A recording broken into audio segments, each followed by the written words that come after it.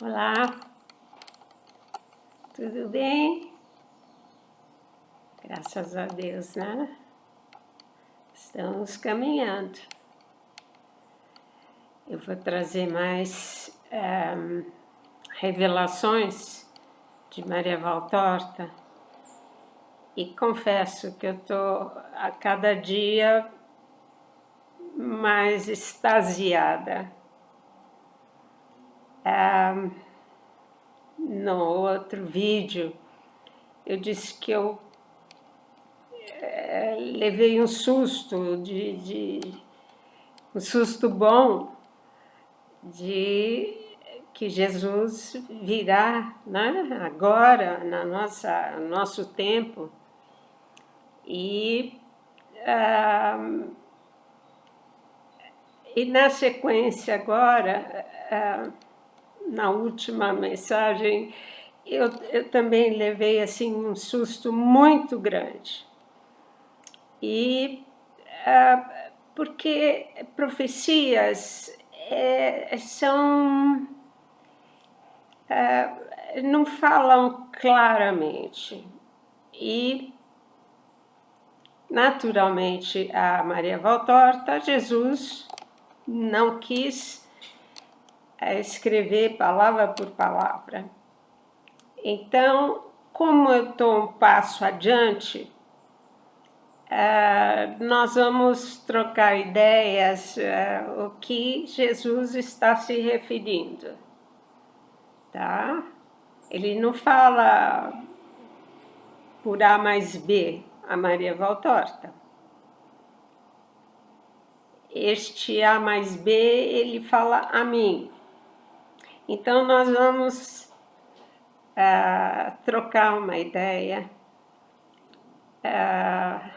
São coisas extraordinárias, mistérios de Deus, né? Que estão vindo à tona agora, exatamente agora.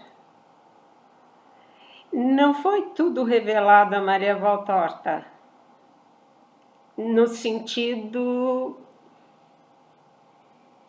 dessa aparição. Como será essa aparição? Jesus não quis dizer inteiramente a Maria Valtorta. Então, nós vamos seguindo aqui os ditados e vamos juntos caminhando, cada vez mais. Tem uma parte muito interessante, interessantíssima, e ele diz, eu revelo tudo que é útil a vocês. Não como um efeito de curiosidade. Ele vai até um ponto. É assim. Ele vai, interrompe. Então, eu estou tentando acrescentar as revelações que foram me passadas, que é uma continuidade do que Maria Valtorta ficou sabendo, até onde Jesus quis falar com ela, registrar nos seus cadernos. Então vamos em frente. Esse aqui fala do homem perverso, o anticristo, 7 de agosto de 43. Toda a humanidade é pecadora. Só uma criatura não provou o gosto amargo. E digo mais, o fedor amargo do pecado. Foi Maria, minha amada mãe. Aquela que não me fez lamentar o paraíso que deixei para me tornar carne e redimir vossa carne. Graça, né? Em Maria encontrei continuamente as purezas eternas e os amores brilhantes que estão no céu. Bonito, né? Jesus é um poeta, é um poeta.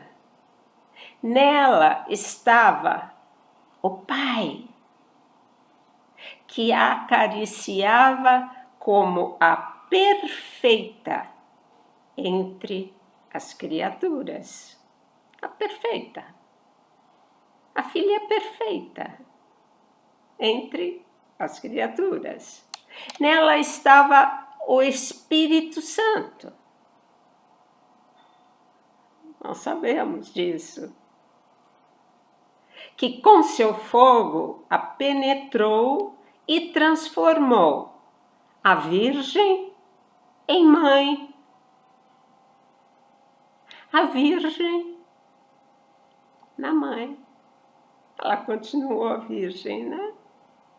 Em torno dela estavam os anjos, adorando, sabe o quê? A Trindade em sua pessoa. Ela, quando gerou Jesus, ela recebeu a Trindade nela. Pai, Filho e Espírito Santo, porque eles não são trinos. Não é uma coisa só, um Deus só, em 3 pessoas. Então, esses anjos em torno dela adoravam a Trindade. Olha a grandiosidade de Maria Santíssima. Toda a Trindade divina esteve nela. É possível? É possível as pessoas não entenderem isso? A grandiosidade de Maria Santíssima? Ela não gerou apenas Jesus homem. Jesus era Deus. E como Deus faz parte da Trindade. Nela estava o Pai, o Espírito Santo e Jesus, o Filho. Ventre de Maria, coração de Maria. A mente mais arrebatada não pode subir ao vértice dessas perfeições de pureza e de amor. Para alguns, olha que interessante, para alguns e aos mais queridos, eu os ilumino e mostro essas perfeições de Maria para alguns e os mais queridos. Nós, que amamos tanto Maria, somos os mais queridos, porque a gente já captou a grandeza dessa criatura, igual a nenhuma outra. Mas somente quando a gente capta, né, assim, as perfeições de Maria. Porém, somente quando o conhecimento perfeito for encontrado, entendereis Maria.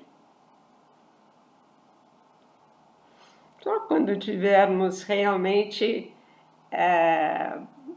acredito que após o aviso, nós já teremos essa capacidade de, esse conhecimento perfeito que Jesus menciona. Nós teremos. os véus levantados. Quando o conhecimento perfeito for encontrado, entendereis Maria. Ou seja, nós que já conhecemos, tudo bem. Agora, o resto que segue, os cristãos que não aceitam Maria, imagine, adquirir esse conhecimento perfeito. Vão se dobrar, vão se jogar aos pés de Maria durante o aviso, que vai ser agora, logo mais. Toda a humanidade é pecadora. Existe o simples pecador e existe o homem perverso, que ele não é só mau, ele é perverso, ruim. Sabe uma pessoa ruim? Anticristo ele está se referindo, ou seja, aquele que leva o pecado à perfeição demoníaca. É uma perfeição demoníaca. O diabo sabe alcançar a perfeição no mal. E seus discípulos, esse monte de gente que está seguindo, seus discípulos não são menos que seu mestre. Quanta gente está morta na alma. Já aderiu àquele que nega tudo. Em Deus, no sagrado, no Cristo, enfim, já fez a opção.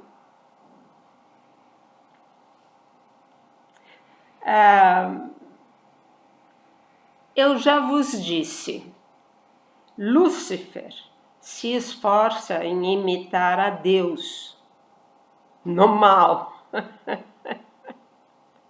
o perfeito no mal, é claro. Eu direi que ele assume o estilo de vida que teve o Filho de Deus, ou seja, como Cristo, o diabo fez seus apóstolos e discípulos, e entre estes, escolherá o perfeito para transformá-lo em anticristo. O que se integrou com Lúcifer está tão... Jesus já falou isso, né? Essa união. Escolherá o perfeito para transformá-lo no anticristo. Lúcifer pode ajudar de todas as formas seus seguidores e escravos, jamais com a imunidade da morte. Ele jamais conseguirá brecar a morte de alguém. Por quê? Somente eu sou a vida. Jesus falando. Somente eu sou a vida. Só eu venci a morte. Quando a soma do mal se completa no ímpio, aquele peste, quando a soma do mal se completa, dou ordens à morte para tomar posse dessa carne que conhecerá o horror da sepultura, onde o corpo volta à sua natureza de pó.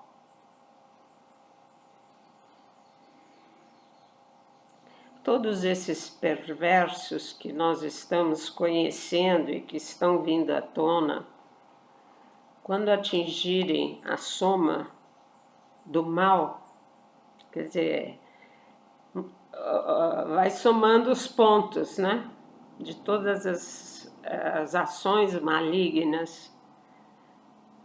Jesus diz: dou ordem à morte para tomar posse.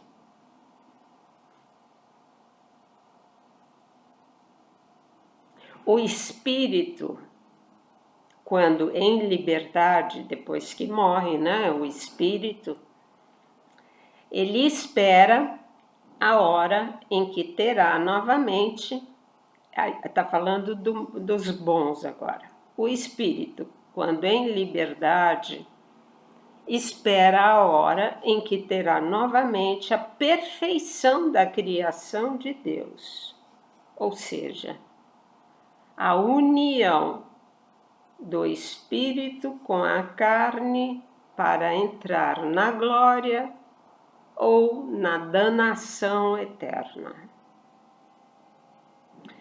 Com a morte, o espírito é separado do corpo, né? O corpo vai para o caixão e a alma dos bons aguardam no purgatório, né?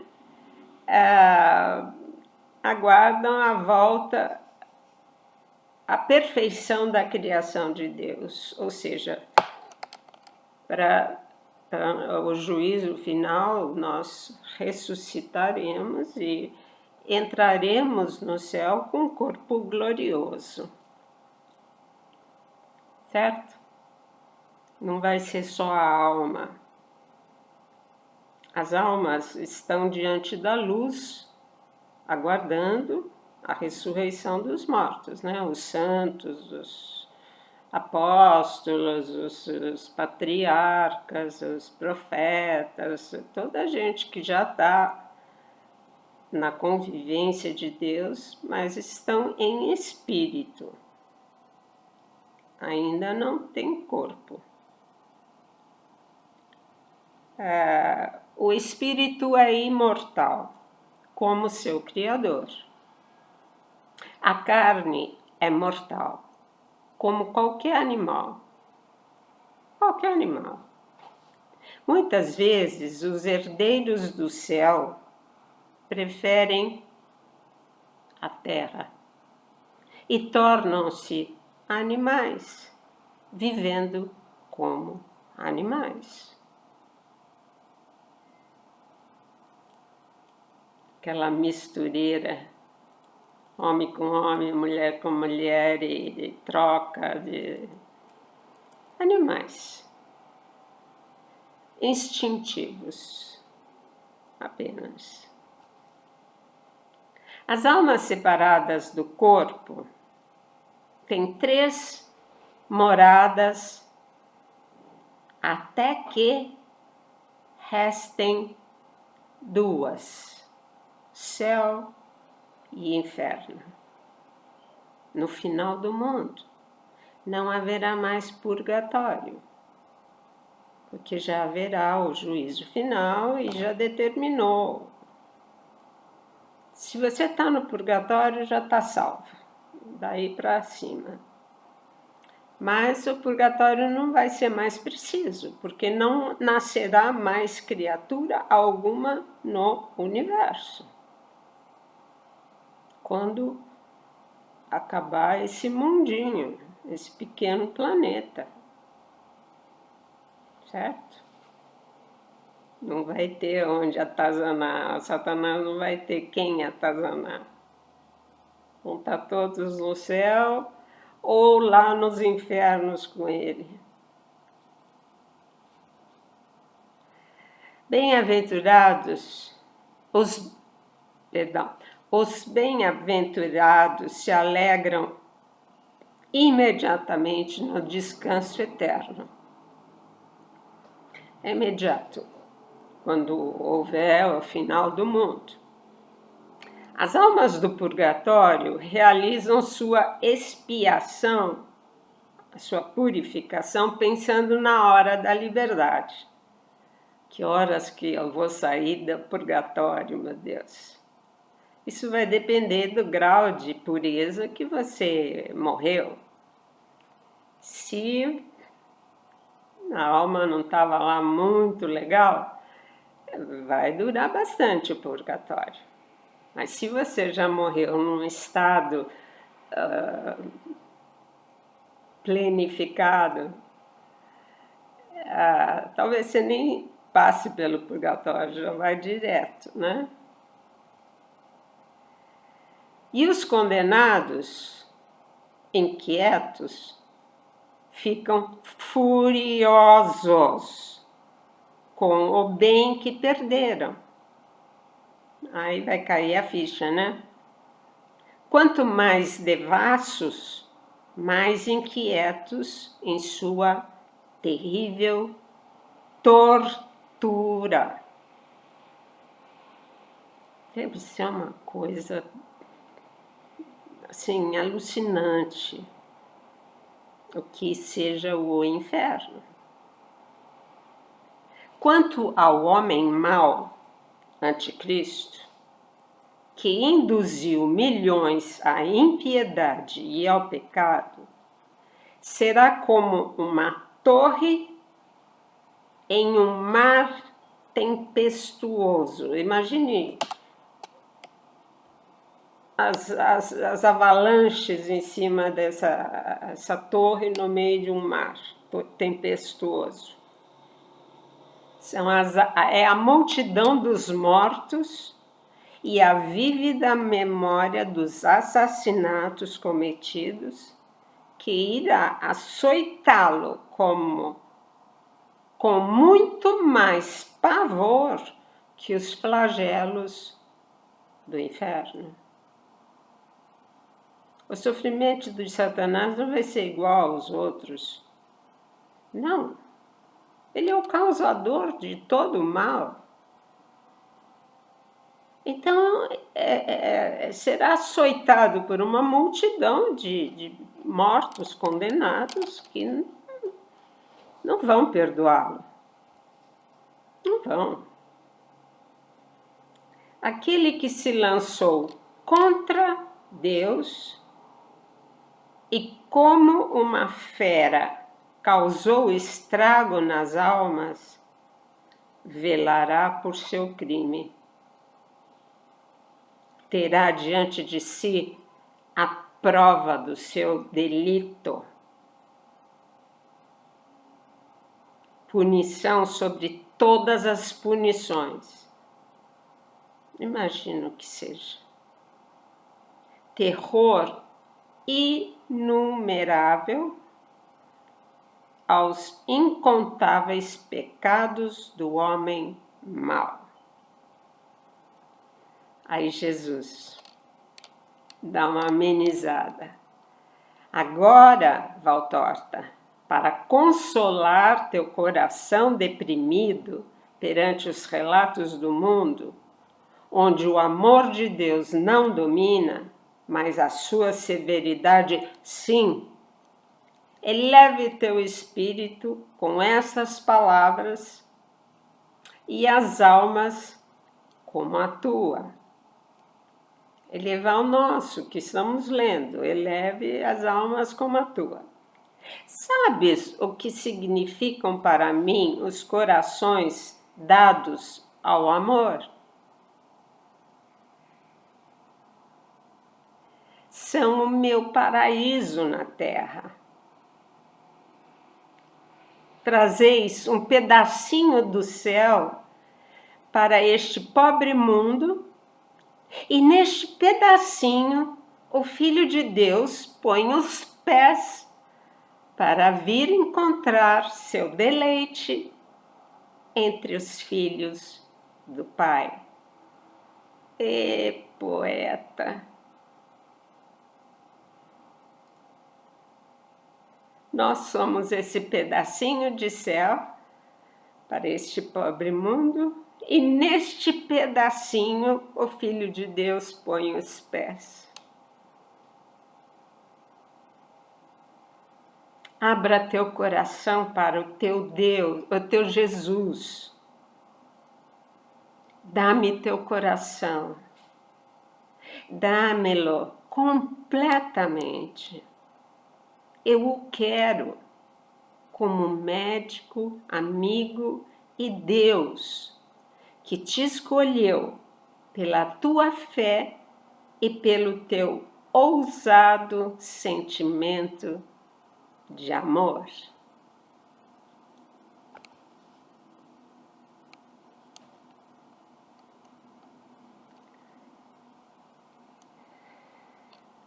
O que fazer, né, gente? Com a grandeza desse amor que nos envolve, sendo merecedores ou não. É imutável. Deus ama. Não é porque a gente é bonzinho. Jesus amava Judas da mesma forma que amava João. Eu estou escrevendo um capítulo onde os apóstolos se perguntam assim, por que Jesus se dá tanto a Judas, né? Ele sofre, ele se preocupa, Judas desaparece, some por uns dias, enfim. E Jesus disse que eles, seus amados, não precisavam tanto da presença de Jesus. Judas sim, porque ele veio para salvar os pecadores.